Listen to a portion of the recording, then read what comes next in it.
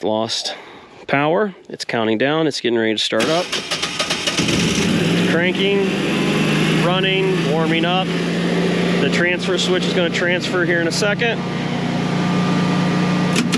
Boom, that fast, baby. So the load on the house right now is 8.3 amps on that leg and 9.9 on that leg. This meter is pretty much on standby. So I have cheap meter leads on it right now. These are just the cheap basic Fluke leads that came with it. So going to the actual load, this is 230 volts. We're running 242 volts.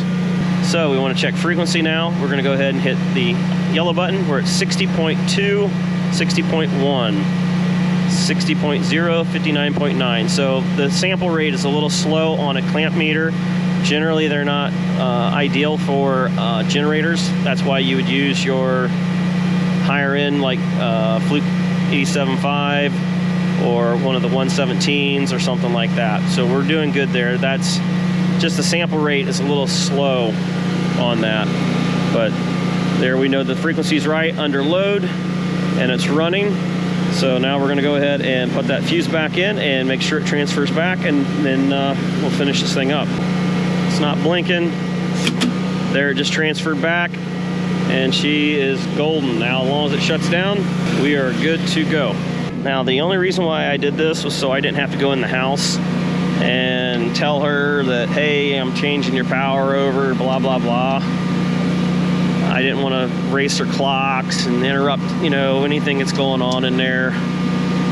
Otherwise, like I said, you might as well as just flip the breaker. I mean, if this is your own generator and you're doing your own service, obviously you can make that decision, whether it's that big of a deal to mess with clocks or whatever the case. Now, if you have one of these doors, they have pins at the bottom here that have to be engaged to the spot right there and there. What I do personally is I hook it right there and there. I bring it up. Remember that little piece there? It was all screwed up, and there's one over there. You want to come into this and then drop down. So what I do is I bring it up to it like that. Obviously you can't just shove it in now. You got to lift up just a little bit. I put my knees against it. Just a little bit of pressure on it. I lift up enough that it clears it. And then I shove in, shove down. Done. Biggest thing you want to make sure you are is you're on auto. Big mistake. Those get left in off. Not a good thing. Make sure this dipstick's in. Make sure that fill is closed. Make sure there's no leaks around your oil filter. You know, you should be checking for loose wires, things like that. As far as your cables, there's a lot of things that are going into this that the homeowner may not know what to look for, but these are some things that I sometimes look for, making sure that there's no clanky noises. Just things that you're going to know to look for that you've been doing it. Then lock it up and you're good to go. This one was not locked, so I'm not worried about it. If you do these simple things that I just mentioned, you will set yourself up for a much better results when the power goes out. All right, guys, that's going to wrap this one up. I hope you enjoyed the video. I showed some things that are by the book, and I showed some things that aren't in the book.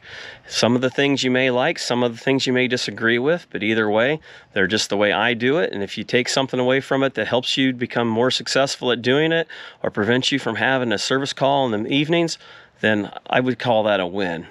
If you would, hit the like button. You'll leave a comment down below if you like something. And if not, if you would have done something different, feel free to put something down there that actually would be constructive. And until next time, guys, we'll catch you on the next one. Thanks for watching. Later.